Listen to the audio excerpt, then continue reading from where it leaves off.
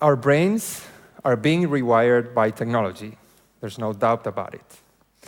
And this virtual context that we are interacting with is affecting the way we think, the choices we make, and who we are. So let's start talking about how this affects our perception. As you can see in the screen, there's no such triangle. Okay? Our brains are modeling reality all the time in real time. Our brains are taking the information that is out there and merging it with information that is already available inside. And they are telling us a most plausible story that is not necessarily true. And I want to demonstrate this with a little experiment here. So let's see how it goes. What do you see here on the screen? All right, there should be a square and a circle inside of it.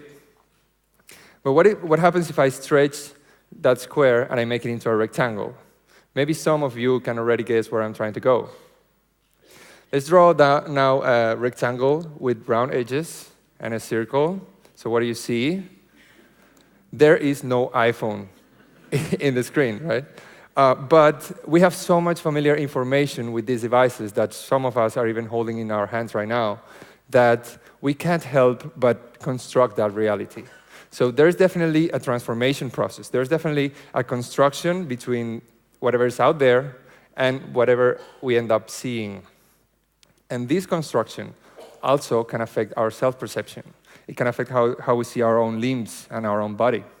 So, for example, I can make you think that a rubber hand is your own hand by showing you the rubber hand in a plausible position and then stimulating both of them at the same time. And I can also do this with your whole body in virtual reality. Let's say you are the participant that is right now standing in the middle of the screen.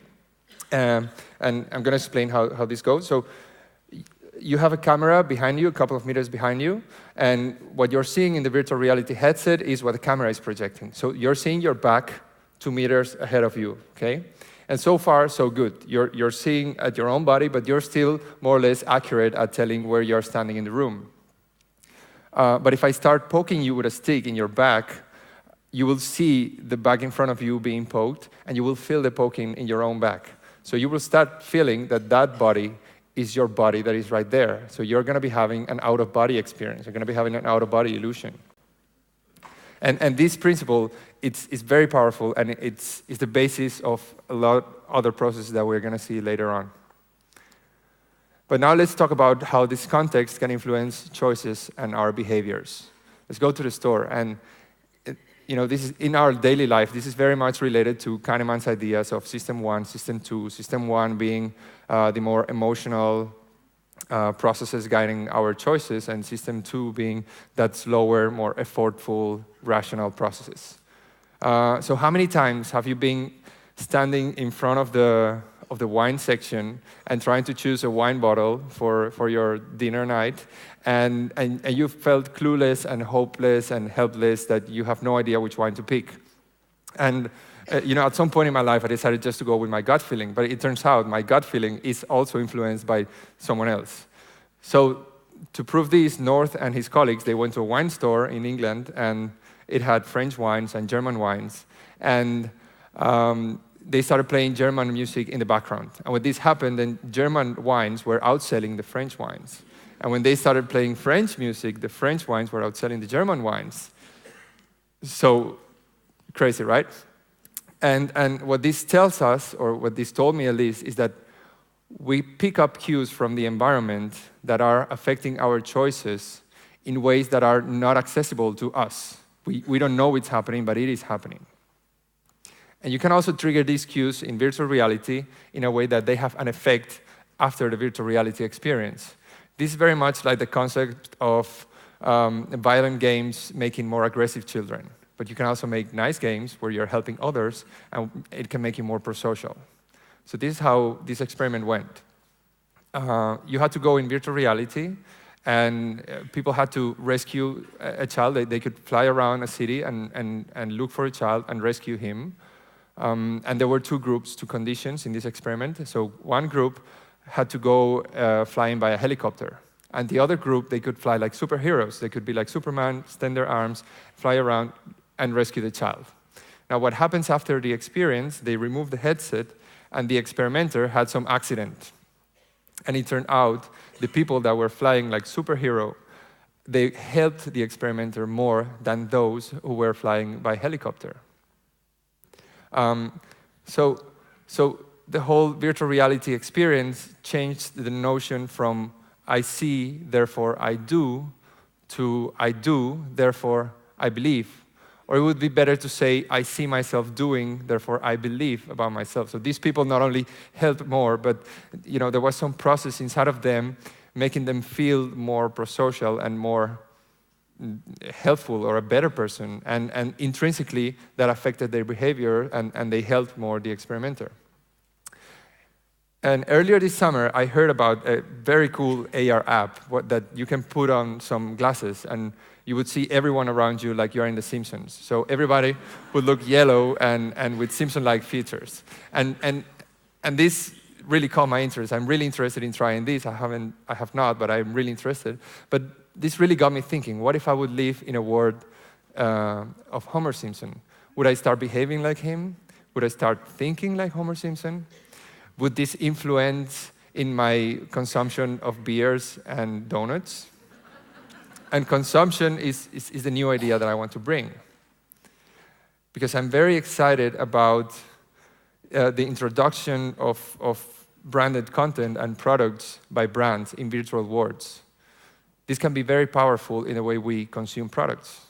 Because imagine there is a game in which the avatar gets more life by drinking Coca-Cola.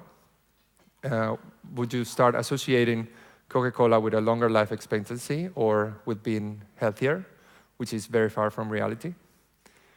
And by the way, this is a supermarket that we created so we can test and change things around, and we can test people shopping in a virtual supermarket and connect it to the real world. Now let's go down to what I do. And what I do is neuroscience applied to market research. I'm going to give you a broad idea. Most of the neuroscience applied to market research nowadays is conducted with facial coding, eye tracking, and EEG. And facial coding is not really neuroscience if you think about it, because it's just reading the emotions in your face. And neuroscience is about the study of your nervous system. And specifically, I want to talk about EEG.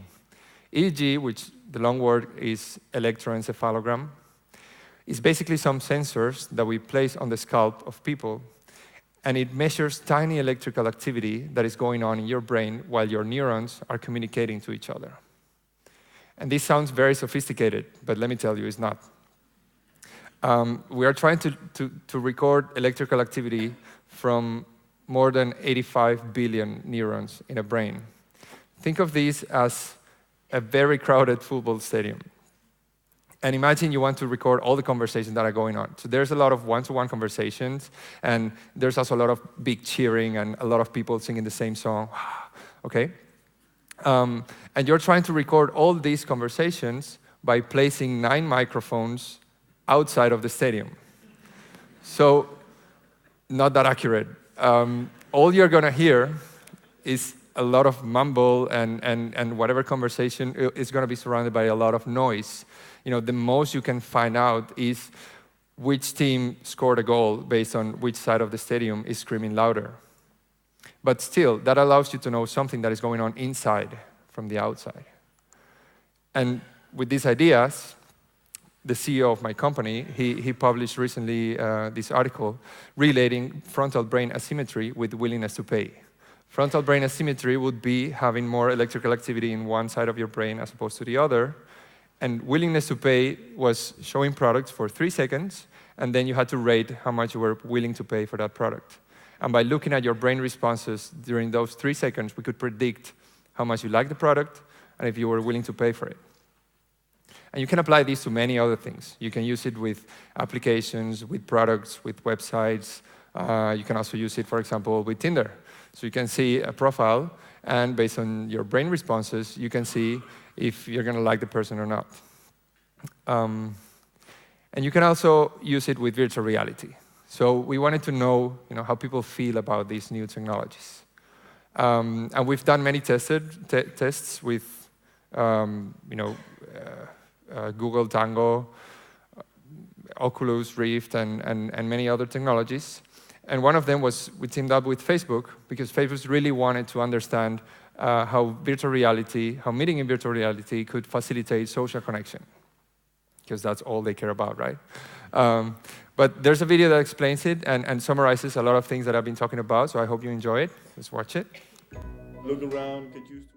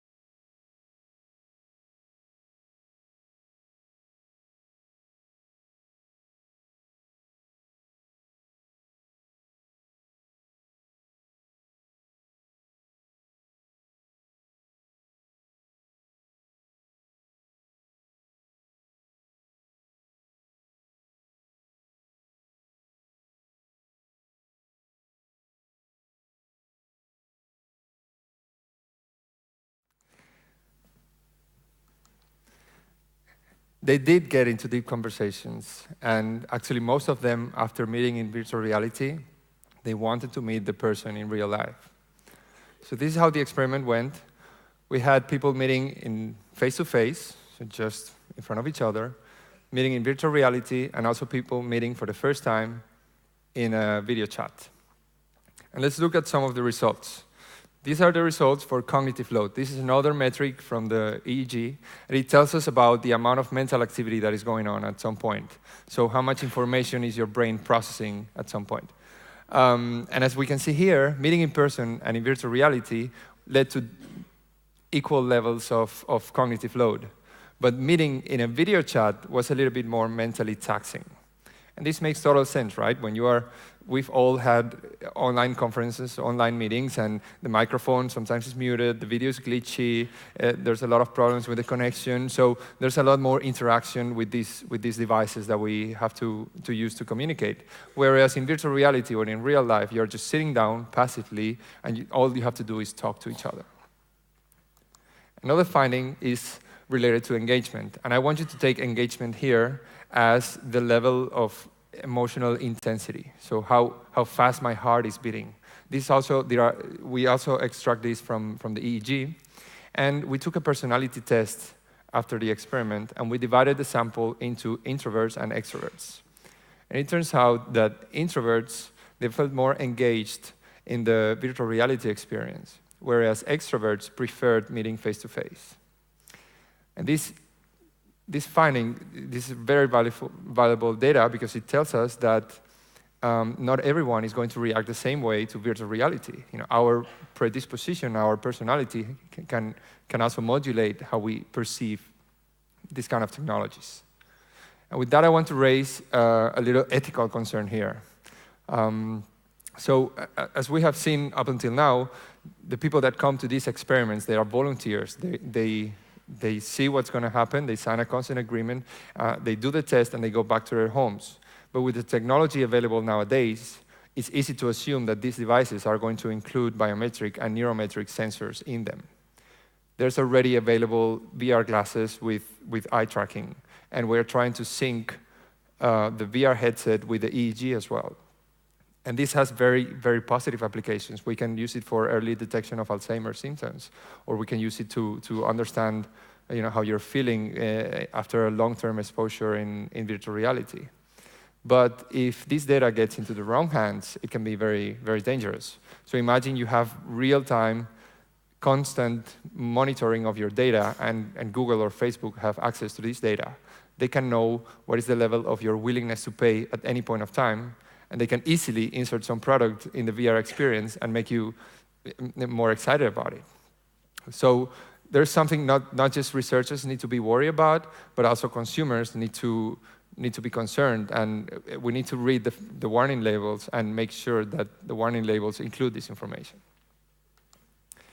And up until now, I've been talking about the self, and I've been talking about how you embody some avatar and how you feel after about yourself.